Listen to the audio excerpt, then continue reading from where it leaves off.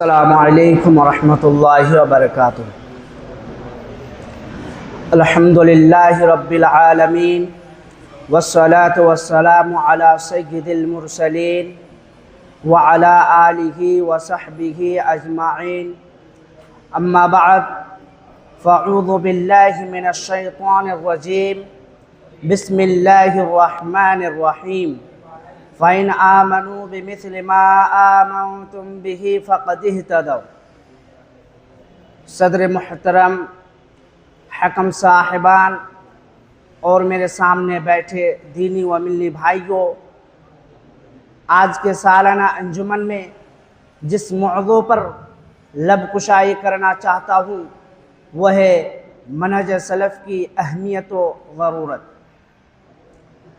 معزز سامعین کرام، آج میں آپ کو ایک ایسی چیز بتاؤں گا جس کے بغیر نہ دنیا میں عزت مل سکتی ہے اور نہ آخرت میں نجات۔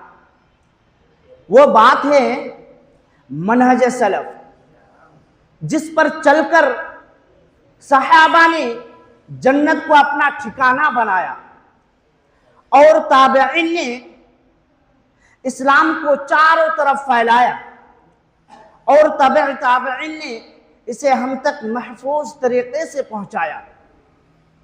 منہج سلف کوئی نئی جماعت کا نام نہیں ہے، کوئی نئی پارٹی کا نام نہیں ہے، کوئی نئی تحریک کا نام نہیں ہے، یہ تو وہی صراط المستقیم ہے جس کا ذکر قرآن میں 33 بار کیا۔ یہ وہی راستہ ہے جس پر نبی آخر الزماں صلی اللہ علیہ وسلم چلے اور اپنے امت کو بلایا اور فرمایا ترکت فیکم امرین لن تضلوا ما تمسکتم بہما کتاب اللہ و سنتی۔ یہ دین کی صحیح تفہیم ہے۔ صحابہ وہ خوش نصیب تھے جنہوں نے معنی کو نبی کریم صلی اللہ علیہ وسلم کے دل سے سمجھا۔ امام مالک رحمہ اللہ فرماتے ہیں لن يصلح آخر هذه الامت الا بما صلح به اولها۔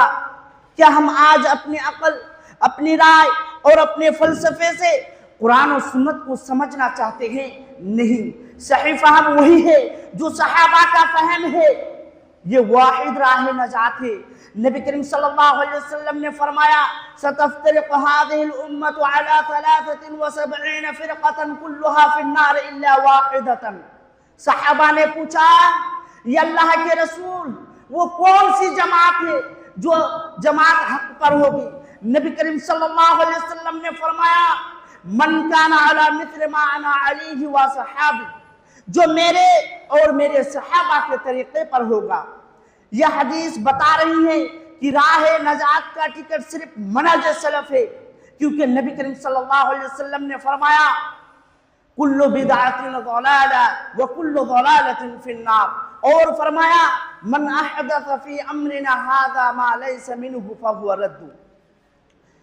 سلف صالحین نے یہ اصول رکھا جو قرآن و سنت میں نہ ہو وہ دین میں داخل نہیں ہوگا، جو صحابہ کے فہم کے خلاف ہو وہ قبول نہیں ہوگا۔ اجماع سلف کے رائے مسترد ہے، اسی لیے پہلے 3 صدیوں میں بدعت کا کوئی نام و نشان نہیں تھا۔ سلف نے شرک کو جڑ سے اکھاڑ پھینکا تھا، یعنی قبر پرستی شرک ہے، اولیاء سے مدد مانگنا شرک ہے، طواف قبر، نذر و نیاز غیر اللہ سے مدد مانگنا شرک اکبر ہے۔ امام مالک رحمہ اللہ، امام احمد بن حنبل کو معتزلہ نے کوڑوں سے مارا، جیل میں ڈالا، مگر انہوں نے رب العالمین کی صفات کی ظاہری معنی پر ڈٹ کر کہا بلا کیف، بلا تمثیل، بلا تعطیل انہیں مانتا ہوں۔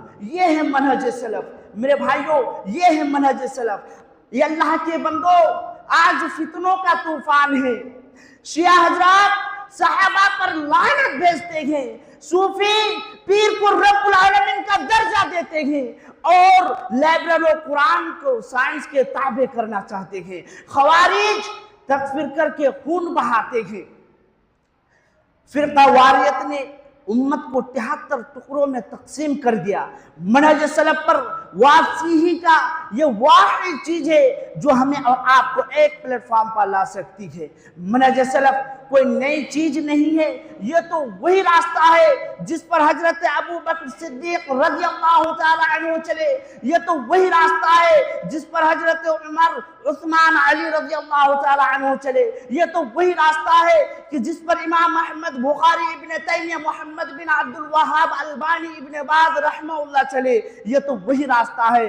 آج ہم سے پوچھا جا رہا ہے کہ تم کس راستے پر ہو، صحابہ کے راستے پر ہو یا بدعتوں کے راستے پر ہو یا رافضیوں کے راستے پر ہو یا پھر لائبریریوں کے راستے پر ہو، آج ہم سے پوچھا جا رہا ہے۔ میرے بھائیوں، اللہ رب العالمین ہم سب کو اسی منہج پر چلنے کی توفیق دے اور اسی پر قائم رہنے کی توفیق دے، اسی پر مرنے کی توفیق دے۔